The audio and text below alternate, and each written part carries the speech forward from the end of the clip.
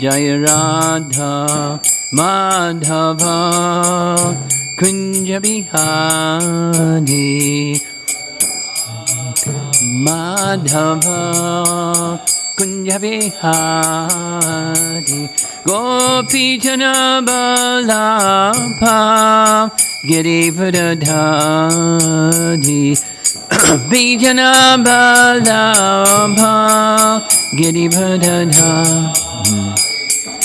Gopi Jana Balabha Girivardhari Gopi Jana Balabha Girivardhari Jasodanandana Brajajanaranjana Nandana Brajajanaranjana Jasodanandana Brajajanaranjana Nandana Brajajanaranjana Jamuna Tiravana Chadi Jamuna Tiravana Chadi Jaya Radha Madhava Kunjabi Adi Jaya Radha Madhava Kunjabi Jaya Radha Madhava Kunjabi Adi Radha Madhava Kunja Bihari Gopi Jana Balabha Girivardhari Gopi Jana Balabha Girivardhari Gopi Jana Balabha Girivardhari Gopi Jana Balabha Girivardhari Jasodanandana Brajajanaranjana Jasodanandana Brajajanaranjana Yamuna Tiravana Chadi Jamuna Tiravana Chadi Tiravana Chadi Jaya Radha Madhava Kunjabi Adi Jaya Radha Madhava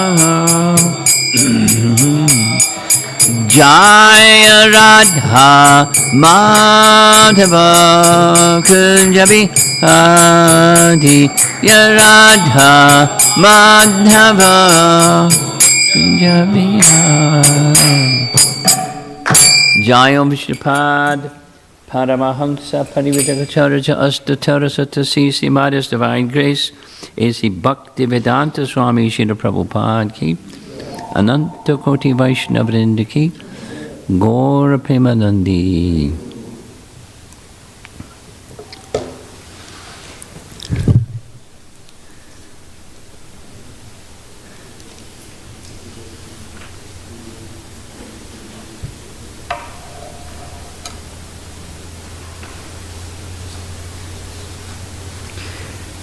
Looks like we're on text 52, yes? Yes? Yes, okay. Om Namo Bhagavate Vasudevaya. Om Namo Bhagavate Vasudevaya. Om Namo Bhagavate Vasudevaya. Narayanam Namaskritya Naram Chaiva Narottamam Devim Saraswatim Vyasam Tato Jayamudirayat Canto 10, Chapter 13, Text 52. Animadyar mahi mabdir anjad yadbir vibhuti Chaturvingshati bis tatvai pratita mahad adibihi animadyar mahi mad mabhir ajayadbhir vibhutibhi chaturvingshati bis tatvai Parita mahad adibi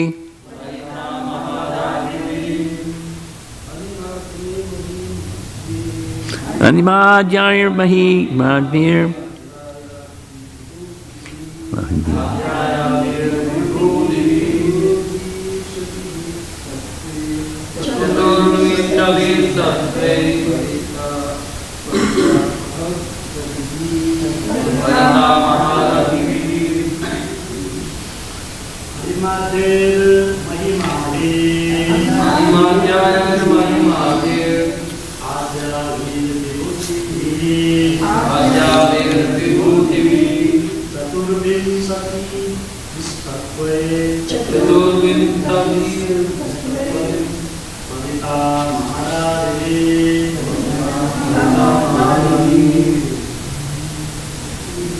Ladies?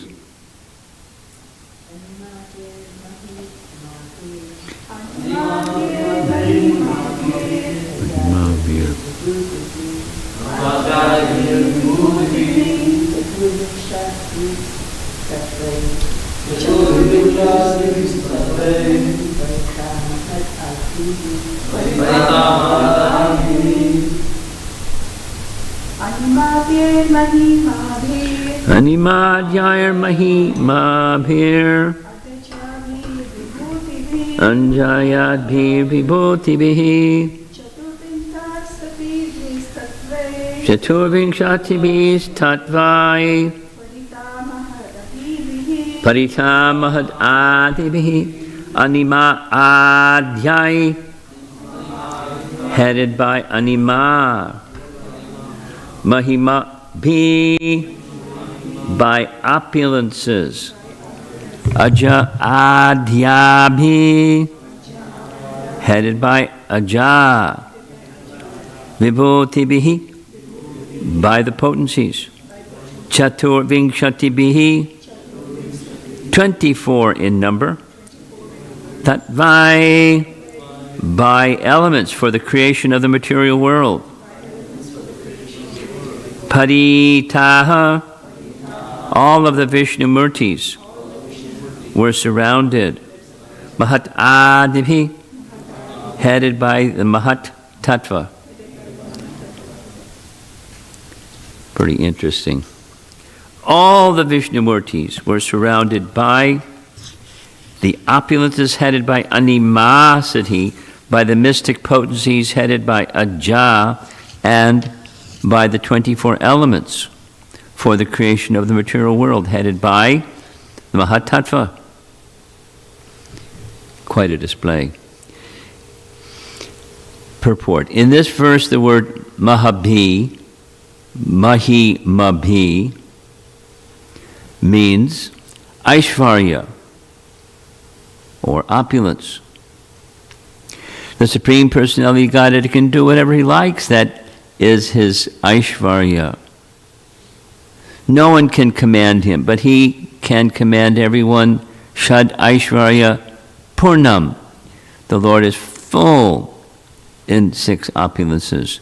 The yoga siddhis, the perfections of yoga, such as the ability to become smaller than the smallest anima siddhi, or bigger than the biggest mahima siddhi, are present in Lord Vishnu. Shad Aishvarya Purnaya Iha Bhagavan. Adi Lila 1:3. The word Aja means Maya, or mystic power. Everything mysterious is in full existence in Vishnu. Paragraph.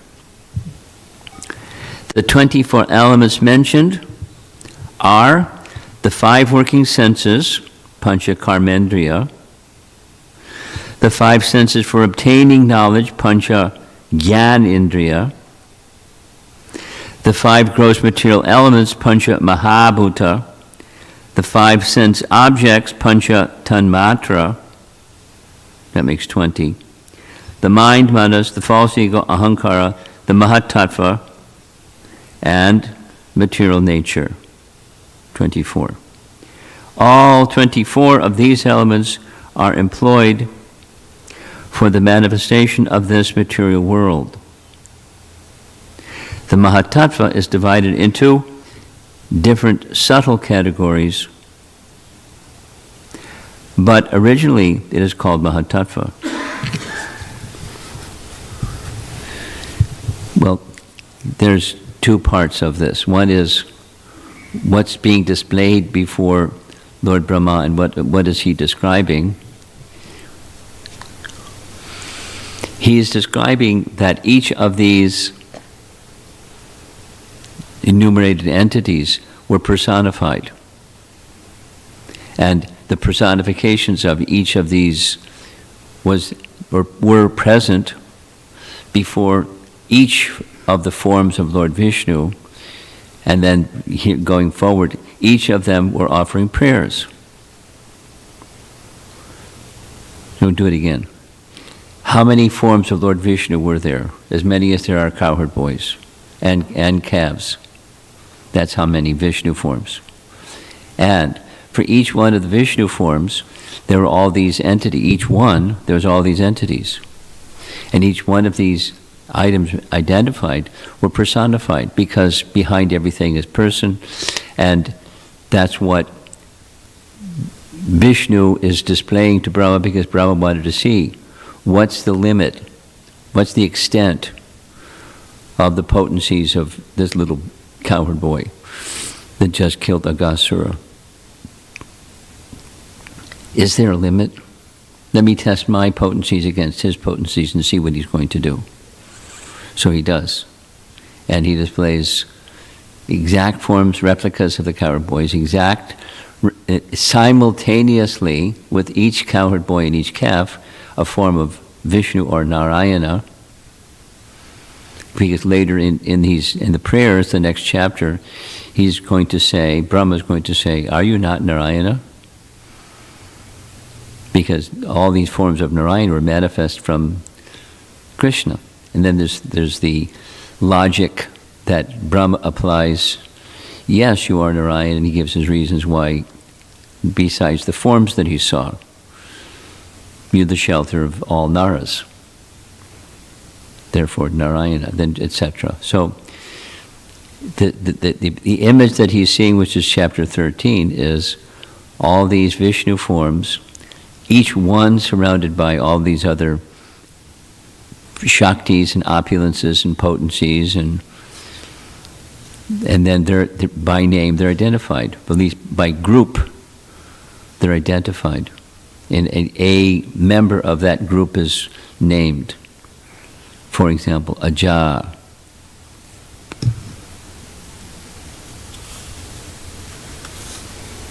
Headed by Aja. So going to the purport, because the very same what's here in the 10th canto, chapter 13, also is identified in Chaitanya Charitamrita. So those of you that like to cross-reference, this is a good place to go. You can go to Chaitanya Charitamrita and find the same reference. The purport indicates where you can find it. And all of these potencies are identified there, as well here. Here the list is much shorter. But there in the Chaitanya Charitamrita, the list is much longer. Here it's just headed by.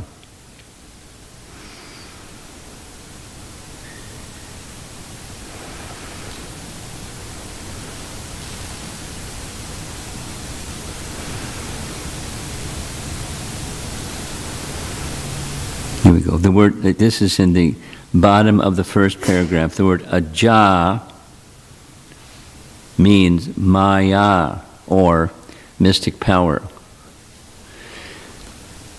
Now, how many meanings are there for maya? There's like so many meanings.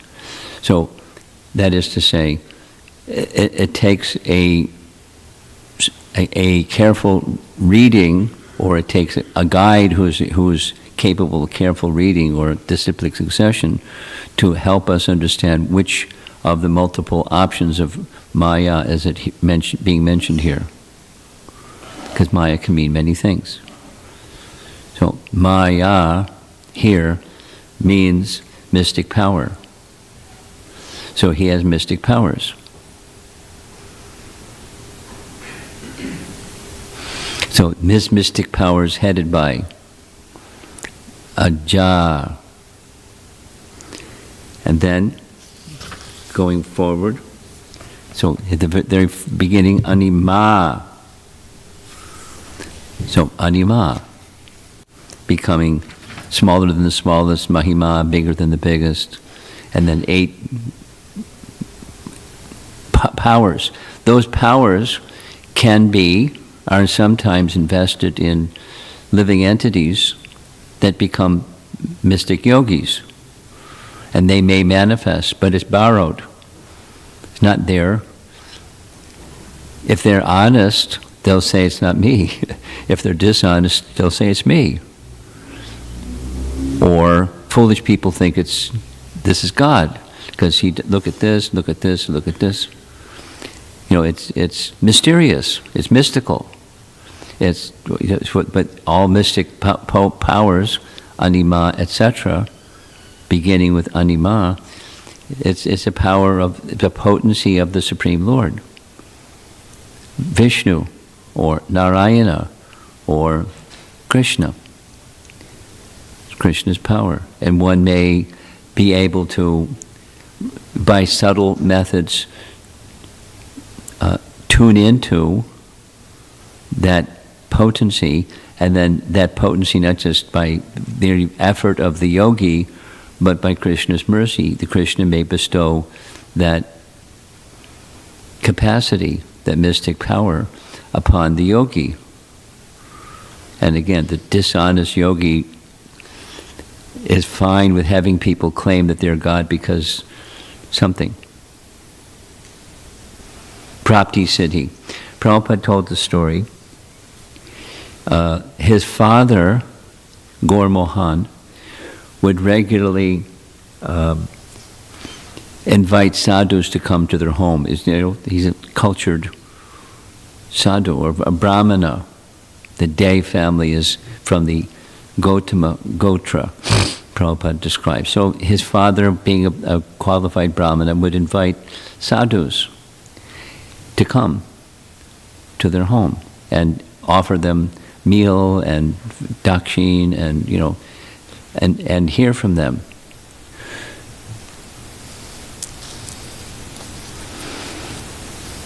And one sadhu was invited to their home who had the mystic power Prapti Siddhi. Prapti is one of the 8. So he could obtain something from a distant place. I've heard this narration, in lectures multiple times. So someone said, what would you like? And someone said, I'd like a pomegranate from Afghanistan. And there they are in Calcutta. Like a pomegranate from Afghanistan. The man extended his hand, and there's a pomegranate from Afghanistan in his hand. And Prabhupada said, by examination, the stem was still dripping from the pomegranate was growing on the stem of a pomegranate tree. So he was able to obtain Prapti Siddhi, something from a distant place. Just like, voila, magic. But it's not magic, it's a mystic siddhi. And mystic siddhis that originate in, or the resting place of them, is Krishna.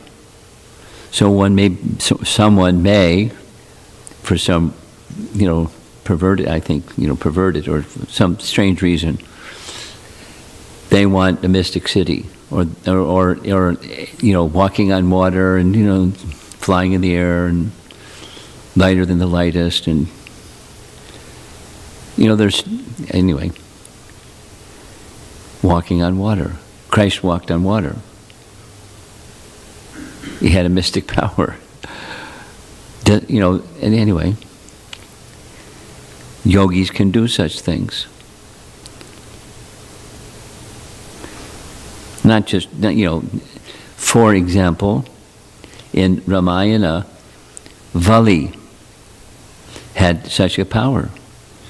He very, very powerful. He would travel from one place every day. He'd visit the Char Dhams and take a sacred bath in each of those 4 places every day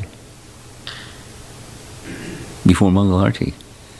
He had a busy morning, but he could travel very quickly. And that's the nature of such mystic power. Not only they can travel, but they can travel zoom, like real fast.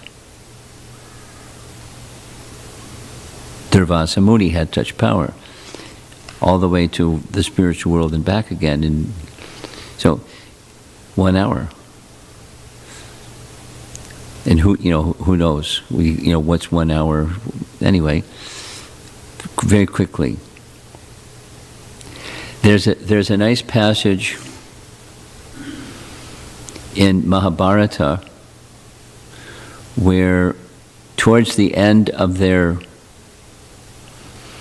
exile, Vyasadeva visits the Pandavas.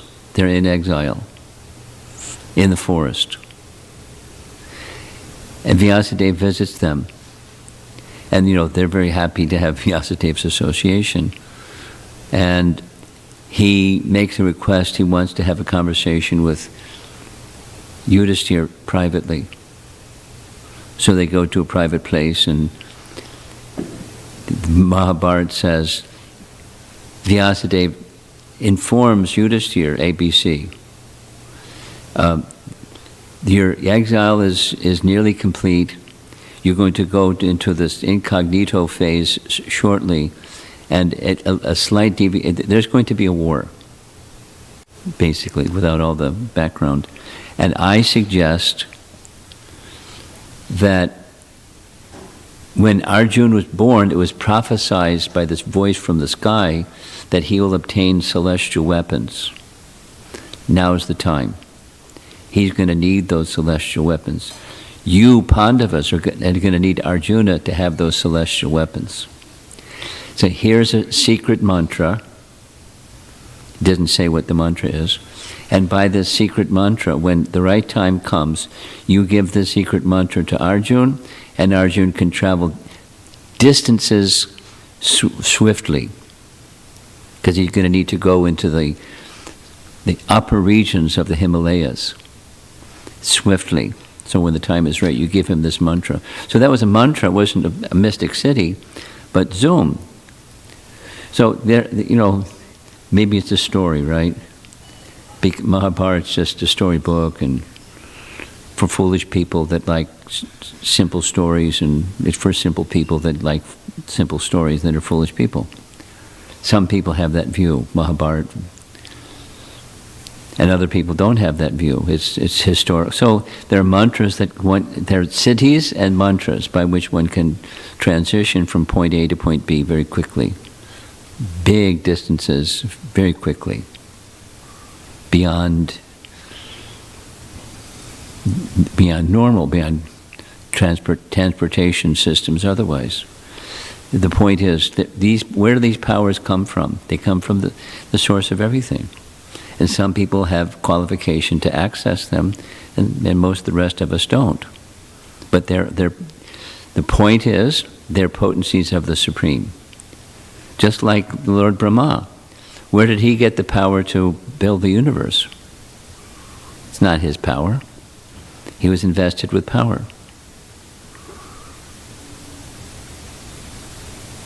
So he could build the universe. If you're not invested with the power, you can't tie your shoelaces. You can't do anything without the power to do so. So anyone's power's ability to do anything comes from the source of anything, everything. And so Vishnu, is reciprocating with the curiosity of Lord Brahma. What's the limit? So he's seeing there's no limit. So back to the list.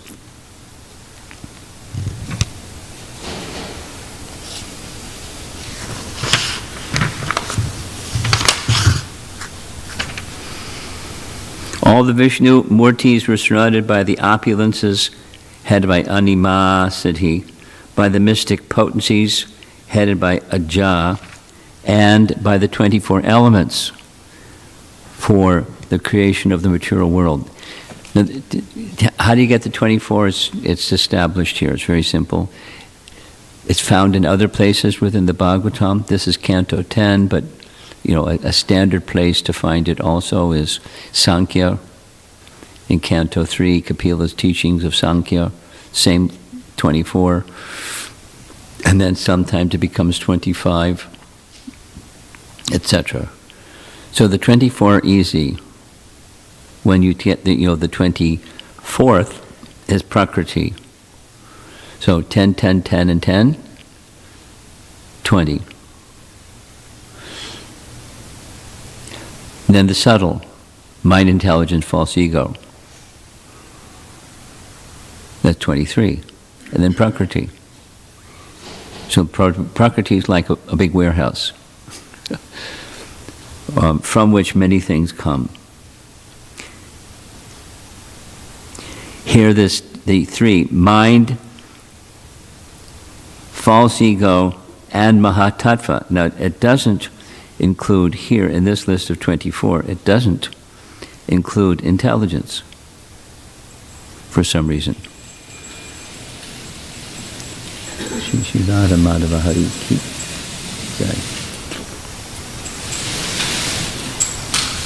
All 24 of these elements are employed for the manifestation of this material world. The Mahatattva is divided into different subtle categories, but originally it is called Mahatattva. So the origin and the divisions of that origin. And that's the topic for this morning. So one more time. The curiosity of Brahma is being satisfied. Now Krishna didn't have to, but Brahma's a dear devotee. There's a nice question-answer. Question. Brahma is one of the 12 Mahajans. Yes? Yes. Swayambhu. And this one of the 12 Mahajans went and made an offense. He kidnapped the cowherd boys. He interrupted Krishna's pastimes in Vrindavan. Like, that's offense. It's not just like boo-boo. It's an offense. So how can, the question placed to Prabhupada, how can such an exalted person do this? How can an exalted person make offense and still we call him a Mahajan? And there's two answers, common answers. It was induced by the personality of Godhead, Krishna himself, to reveal to his dear devotee, just like Arjuna was put into illusion, and Krishna gave Bhagavad Gita, so Krishna's giving Brahma a chance to display his wonderfulness, and for Brahma to develop, because the flow of all this pastime is, Brahma desires residence in Vrindavan. In chapter 14, that's his appeal. Krishna doesn't grant it for one reason, at least, and that is Krishna wants Brahma to finish his duty. of, being the engineer of the universe and, that important role that he has in the universe, please, for the duration of the universe. That's a long time.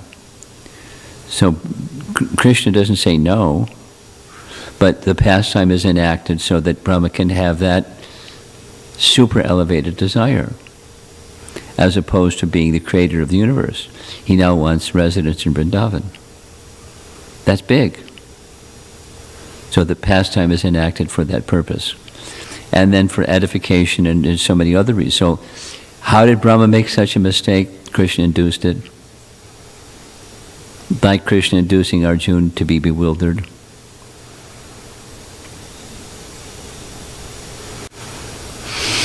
How is that possible?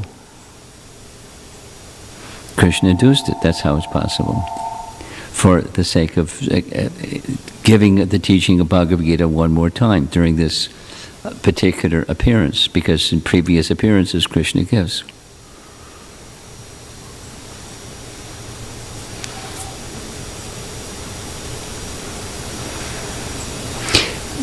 Did you circulate that little excerpt? Just mention it, since it's already circulated. Prabhupada gave, what to me was an astonishing statement. So here, it was in a correspondence between Prabhupada and one of his female disciples, Saradiya, December 1968. So that's like really early in the movement. And Prabhupada was expressing in this part of his letter to her,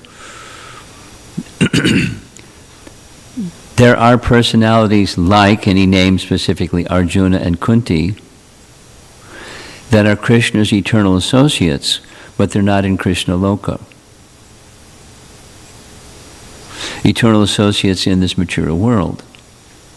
Eternal associates of Krishna in this material world. So when Krishna moved from this universe to another universe, his pastimes continue, Arjuna goes with him. Or he's always with Krishna. Krishna's eternal associates. And it's not just in the form of Arjuna. There's many. Like, for example, in chapter 4, Krishna says, you were present when I spoke to this knowledge of the sun god Vivaswan. Now, what was the form of Arjuna when that took place? Was it the same Arjuna that took place in a subsequent yuga, or a different form? It's the same entity. The answer, same entity, a different form. And Prabhupada goes on to say, just as Krishna can expand, Arjuna can expand.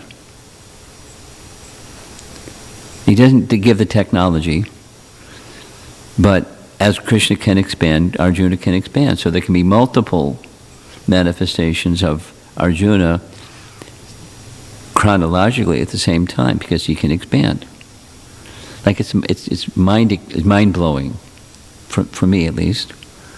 The eternal associates not in Goloka, in this material world, in recycling, so to speak, for the purpose of assisting Krishna in his pastimes and loving exchange with Krishna, because Arjuna's bhaktosi me sakacheti, and that the form may be whatever the form is.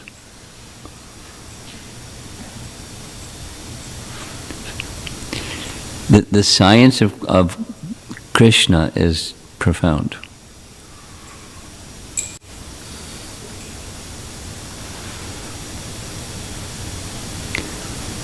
So tomorrow morning's verse, I guess it's going to be tomorrow morning, not tomorrow morning.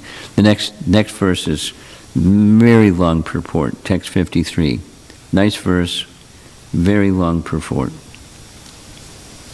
Because more entities are being manifest than the ones mentioned in 52. Without going into it, because that's because of time. It's mind that Krishna is the source of everything. Aham sarvasya prabhavo matak sarvam pravartate. is being expanded in here, in this section of the 10th Canto Bhagavatam. What does that mean? Or what are some of the parts of what that is? Krishna is the source of everything. There's everything. That which makes up everything is many, many, many, many, many, powers and potencies and manifestations, and they're all coming from Krishna. And Krishna can expand them, or Krishna can withdraw them at will. He doesn't need permission. He doesn't need sanction. He just wills, and voila. It's an amazing, and so that's reality. And Krishna is divulging to Lord Brahma and then to us what's reality. Krishna is the source of everything. So we may not see that connection, that the between everything and the source of everything. But one who is knowledgeable in the scripture, at least one should know in principle, then what to speak of being able to see like that. And that to see like that's the Uttama Adhikari can see like that. They don't see otherwise. They don't see things disconnected from the source. They see everything connected to the source. And, that seems like mind-boggling. Your mind is going to short circuit because it's too much.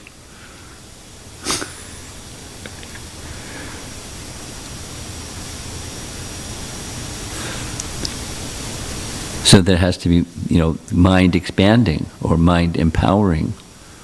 And this sound vibration is a starting point, just by hearing. Because otherwise, what do we know? Little something distorted. What to speak of knowing a little something properly? What to speak of knowing everything? Not our capacity.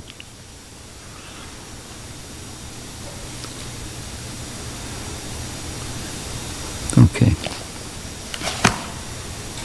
What's the time? It's time to end. Let's see if there's some discussion.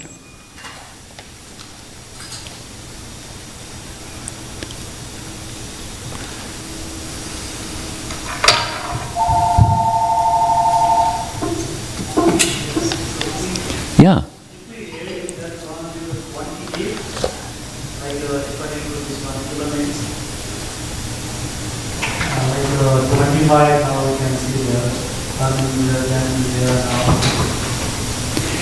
So your question is, did he actually see it? Yeah, 3 of them mind. Yeah. It's not a what? Quantity?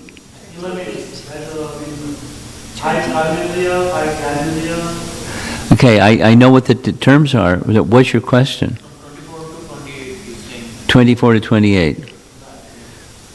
You know the answer to that question. There are different ways of analyzing, and this is one way. So say this is not a right way because somewhere else it says 28. There's different ways of counting, different ways of itemizing the totality of everything. There's 24, becomes 25, becomes... So there are different ways of analyzing. Right in the Bhagavatam, this is Canto 10, but this is what Shukadeva Goswami is narrating what Brahma saw. So it's different way, different lens, looking at the same thing.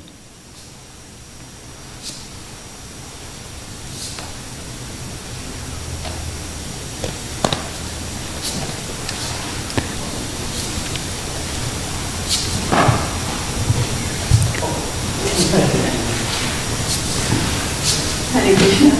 So just a reflection, Guru Maharaj, Lord Brahma could not be in Vrindavan, like you mentioned, but the later in Chaitanya Charitamrita, isn't he like the partial incarnation of Haridas Thakur? So he got to then have pastime and associate with God. Chaitanya Mahaprabhu and all of them. Well, be careful how you connect this dot with that dot.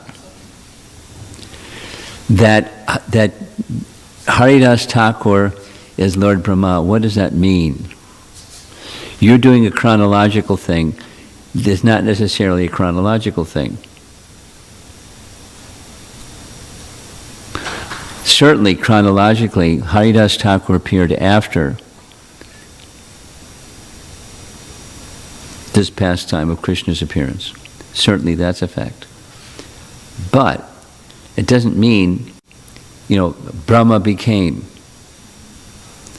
He changed his, the external, and he became Haridas Thakur.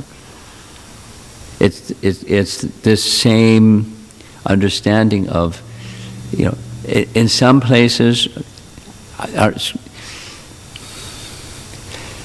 Gauraguna Deshtipika is a book that describes in Krishna Lila, there's a counterpart in Gaura Lila.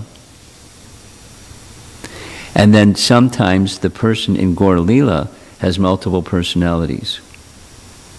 Does that mean there's multiple jivas inside one body? A Gaura Lila personality? No. So what's the explanation? The explanation is there's a bhava expansion within that entity. So the eternal associates of Krishna, may have expansions, a bhava expansion, and that mood. So if that's a bhava expansion, what's the soul of Haridas? Because one question leads to another question leads to another question. So it's an expansion of, but it's not he became. He changed, the garment, the covering, from Brahma to, but that's during his lifetime. So how did he change? It's an expansion. In the mood of the bhava expansion. It's science. So now back to your question. Does that answer your question? I was just thinking about the reciprocation of Lord Chaitanya Mahaprabhu. That's how I was thinking. Okay. Well, he honored, Chaitanya Mahaprabhu honored Haridas Thakur in a triple special way because of his birth, and yet, to illustrate an important teaching of Chaitanya Mahaprabhu, it doesn't matter. It's consistent with the Bhagavatam, but it doesn't matter what family one is born in. For example,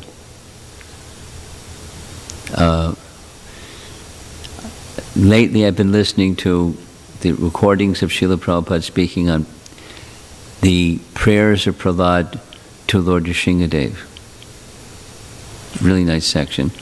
And again and again and again, Prahlad is saying, those that are on the one hand, on the other hand, Brahmanas that have achieved all of the Brahminical perfections, they're lesser than the person who's not born a Brahmana and doesn't have all those spiritual perfections, but they're devotees of Vishnu.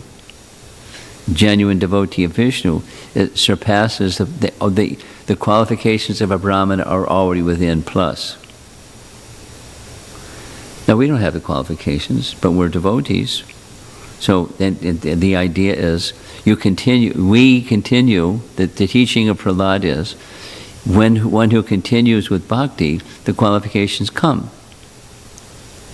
Yasyasti bhaktir bhagavatya kinchana, etc. The qualifications come. So just the emphasis in Prahlad's teachings is Bhagavat bhakti, please. And then qualifications come. So, and that person who is engaged in Bhagavat bhakti, they're superlative, they're superior and superlative to a Brahmana that has all these endowments, perfections, siddhis. Because bhakti is beyond that, or the fruit of that is bhakti, if one continues with that. Any of these special endowments of living entities from potencies of the personality of God. Bhagavat bhakti is superlative. So, I'm going off in that direction because Haridas Thakur had powers. He had powers that worldly people couldn't understand. But where do those powers come from? From the powerful.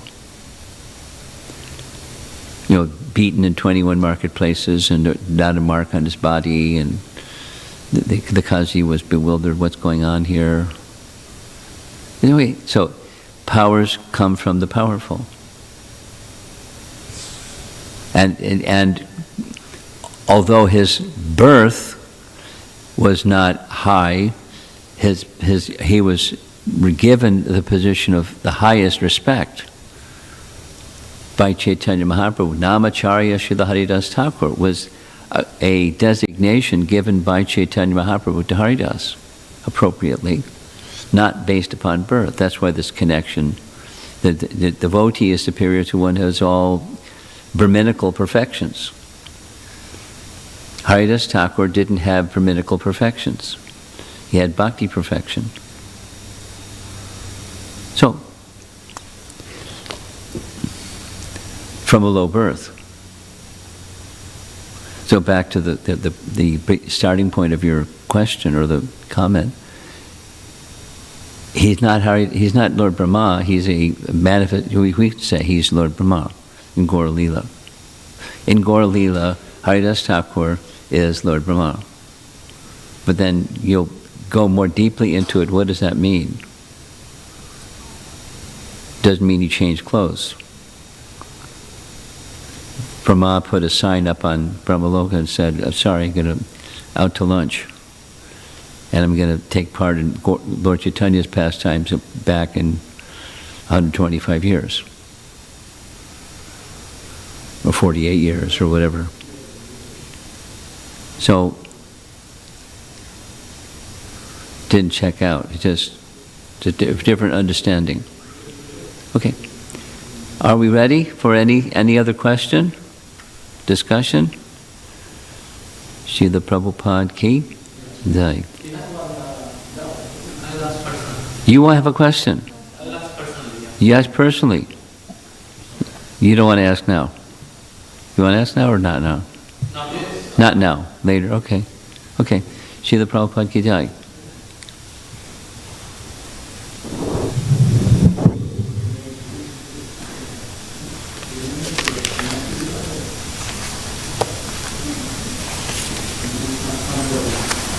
Yeah. Thank you for the class. Maharaj, it's about the fifth canto to the, it's a famous question regarding the cosmological thing. My question is not about where the, I'm not interested in where the male power is situated, the planetary stuff, the planetary plants are situated, but so with description of farm from this